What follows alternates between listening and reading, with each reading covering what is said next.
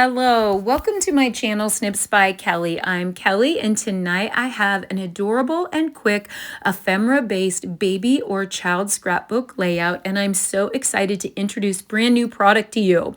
This brand new product is the Storybook Moments Suite. This is going to be part of our brand new mini catalog that's launching on January 7th, and it has these great DSP pattern papers that come in the suite collection, some cut apart cards that are 3x4 and 4x6, and two 12x12 ephemera sheets, a huge amount of ephemera. Now there's lots of ways you can go with this collection, and it's got some versatility that's built right in it. It has a vintagey vibe, but it also has all of these garden icons. So it has pots and flowers and vegetables and fruits and all of the garden tools, but it also lends itself to all kinds of storybook icons. It reminds me of the Mother Goose rhymes, and it has all of these forest critters, rabbits and squirrels and hedgehogs and all of these different animals. Along with the suite collection is also the timeless plaid 6x6 paper stack. Now, this DSP paper, or this 6x6 designer series paper, has all things plaid, masculine, feminine, all different color schemes of plaids with other great, more, smaller patterns on the background, which we often need. So it has some checkerboard, and I actually will link in the description a masculine layout that I did with the timeless plaid. Now, this collection also includes the bling, antique pearls, and some petal pink scalloped ribbon. There are two bundles, Stampin' die bundles, that come in the collection if you get the collection as a whole: Storybook Garden Patch and Storybook Friends. Now, Storybook Garden Patch, of course, is all things garden, watering cans and pots and lettuce and carrots and strawberries and all of those things. So cute. And then the Storybook Friends has some really cute vintage frames, and then all the characters. So it has the dies and the stamps for all the characters, and then it has some smaller card sentiments that can cover spring, Easter, friendship, thank you, and welcome baby. And then of course these dies from Storybook Friends can also cut out some of the characters from the DSP pattern paper, which is a signature SU move, which I really love. You can stamp your characters and die your characters. You can cut your characters out of the DSP. So it has a method for everyone. I love that you can go in many directions. Now, I've already created a ton of artwork with this collection, and you're looking at my leftovers. So I have a ton of ephemera left with two double 12x12 ephemera sheets. There are characters in the ephemera that remind me of nursery rhymes, and then there's also garden things and flourishes and other types of ephemera. So I sorted them out into packages, and look how much ephemera I have left that really lends itself to story time and a little vintage nursery rhymes. And you could go in a lot of different directions: a library, reading, something, children, plays. There's a lot of things that you could do with it, but I thought, what about baby? So I cut this cricket moon out on the cricket, and then I attached some text to it that I like. I really wanted a stamp. I wanted to stamp a sentiment there, but out of the two collections that come in this set, there were small card making icons and no real big titles. Now, in the past, and close to my heart, we've had like a nighttime bedtime sentiment that was really large that would work great here. I also thought about our brand new stamp set that lends itself to reading and library. I really love the stack of books. It makes a really classic book, and it makes some bindings and some book edges, but I was really thinking about this for just the stack of books. Now, before you stress out about the cricket, there are so many things that you could do where this sentiment is. I use free printables all the time, so you were looking at some printables. I actually got a sentiment that I loved and I attached it on the Cricut. So I'm going to show you from the beginning what I did. I grabbed a square on the Cricut, resized that square to 10 inches, and then I recolored that square to white. I went into the images and found a moon. So you can go into the free images and get a free square, and into the free images and get a free moon. But I went in and I grabbed a moon that I liked. I drug it over to my square, resized it to the size that I wanted, and then I selected both of those images together by bringing my cursor up to the left-hand corner, dragging it down and selecting both of those together, and then I hit the slice tool and sliced that moon out. Then I grabbed a sentiment that I wanted. So just for the example sake, I'm just going to go put good night in there and see what comes up. And I'm going to grab the first thing that comes up, and I'm going to grab a title, and I'm going to resize that title over on the right side of the moon. I'm going to go up into the menu, and instead of it being a cut image, I'm going to click pen. I want that to be drawn on there. I'm going to select both of those, and I'm going to attach that. That attaches the writing. So now you have an image that is a multiple image that when you click make it, it will both cut and draw. So you can see my original. Now I am unable to share the SVG that I used in my original, but I am able to share my cutout moon. So I will share that in the description so that that's already done for you. Now I'm pulling out a substitute star of the show. This is one of my granddaughters, Avery Jean, and one of her newborn photos. I'm actually creating this for a friend who's having a baby in the spring. And I don't obviously have a picture of the baby because the baby hasn't been born. So I'm just using the picture of Avery Jean to show my sample of what a cute baby layout it would make. Now I've gathered up the markers that go with this collection. So I have light old olive, I have light Lagoon, and I have light Lost Lagoon and light Calypso coral. And there are different fonts in the sentiment that I chose. So I'm actually going to use one color for each style of font.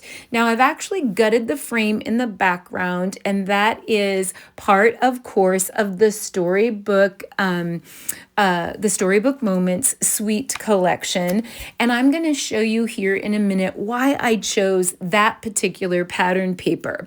Now the Storybook Moments Suite collection that drops on January 7th is, of course, all the pieces that I showed you are can be purchased separately, but you get a discount when you purchase the whole suite collection. And so that's kind of a sweet deal when you purchase a suite.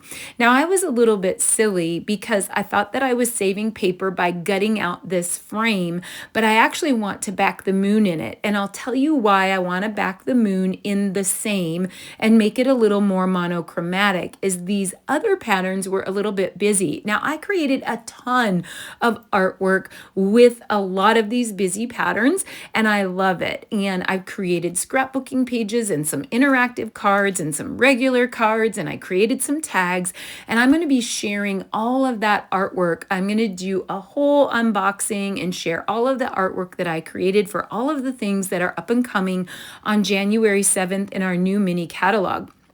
But in the meantime, I'm showing you why I chose this pattern. It just works. I love it. It's a bit monochromatic.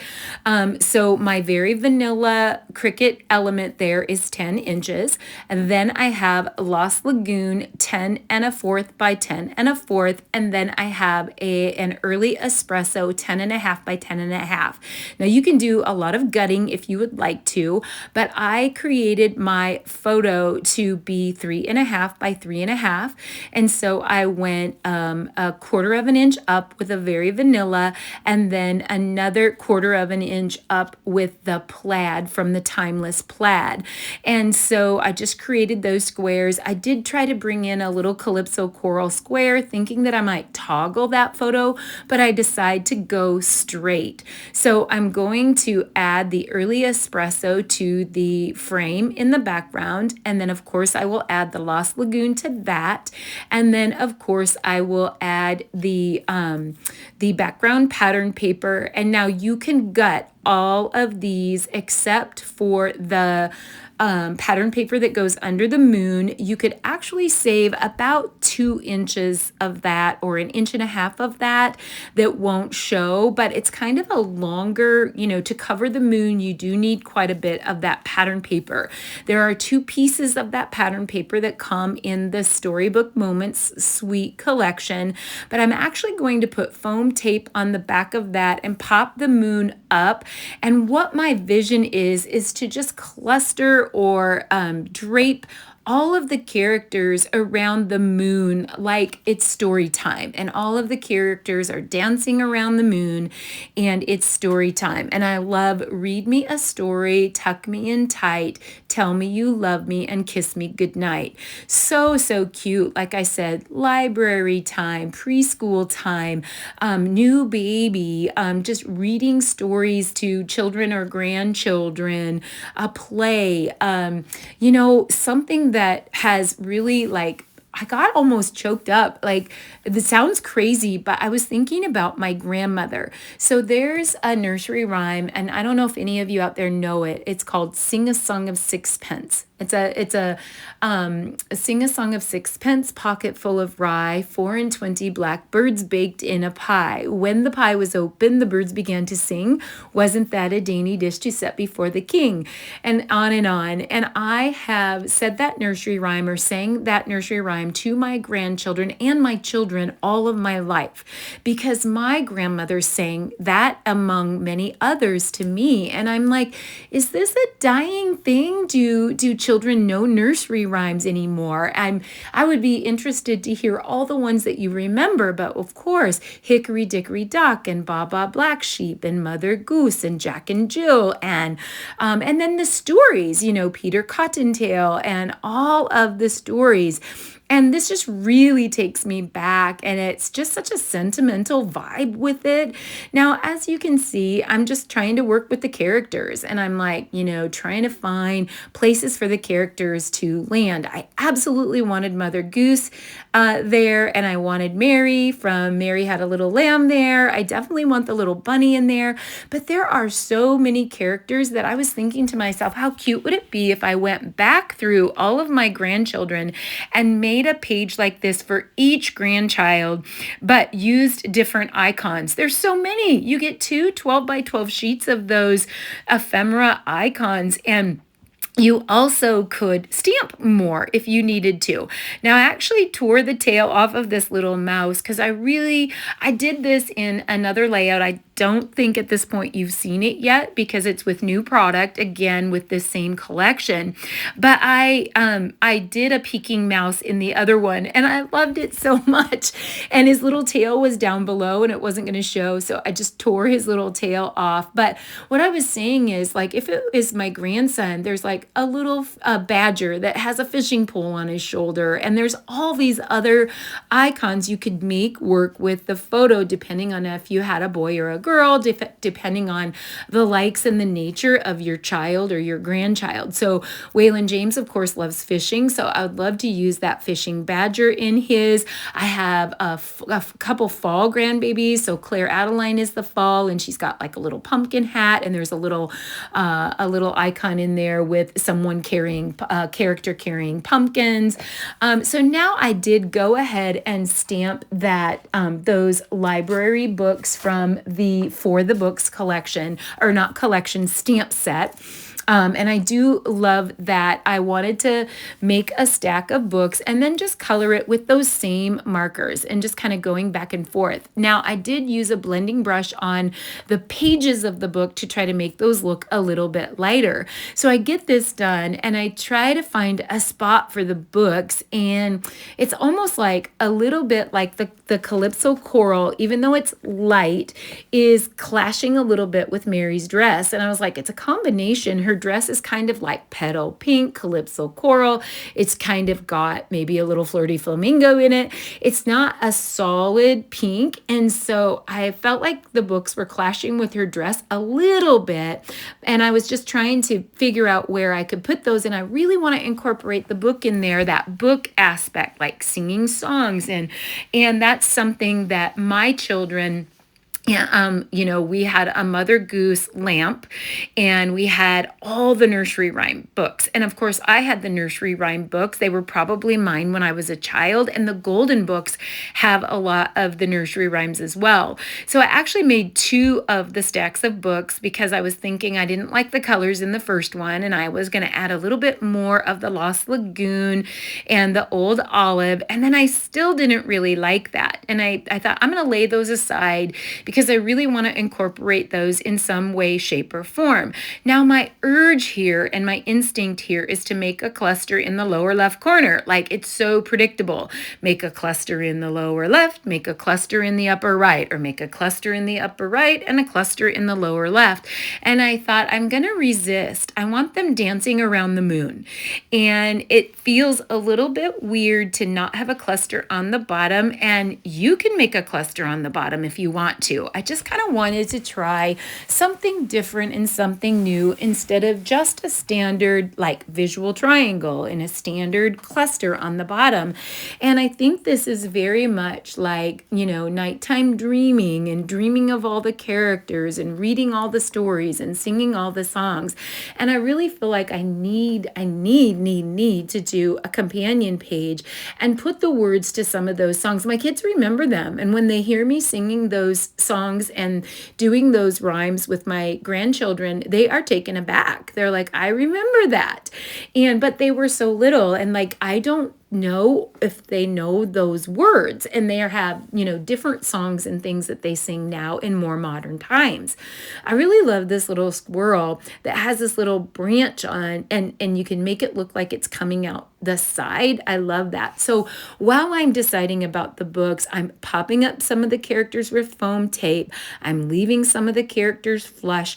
I did add the wheelbarrow just to sort of break up the characters a little bit. And then I also added a little bit of greenery behind Mother Goose because I really felt like adding a couple other little elements in there besides only characters might help just a little bit. Excuse me. And I don't even know if I said it. I hope that I said it. Maybe I was busy talking. But I did ink up all of the edges of the Very Vanilla with the pecan pie. And now I've decided to go ahead and do a little tiering. And I was thinking about an old attic with books. And I was thinking, what about doing this little cute tiering technique that I've done several times recently? It's a little bit of a trendy thing right now. And then to do a little tearing and a little inking, and then maybe add the books and another little character peeking out. It's a little tricky to do the inking because I already have it in place, and I pulled a Kelly and changed my mind there. But I love that. And I love the idea of, little stacks of books in corners or little stacks of books in the attic and the blowing off the dust of the books. Maybe I have too much of an imagination, but it was just such a fun road to go down. I think there's so many things that you could do with this. And when you see some of the really cute cards I made, I think you're going to love it as well. It's such a cute collection. Now, most of my followers probably are scrapbookers, and all my Snips by Kelly paper crafters are scrapbookers.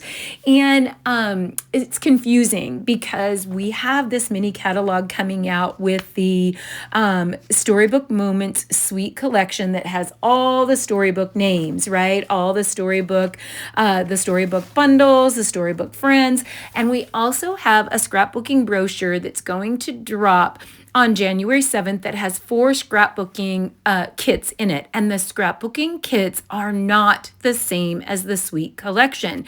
Yes, there are items that cross over to both, but the scrapbooking kit is part of a different set. It is specifically designed for scrapbooking, and it has the elements for scrapbooking, and it's called Storybook Life.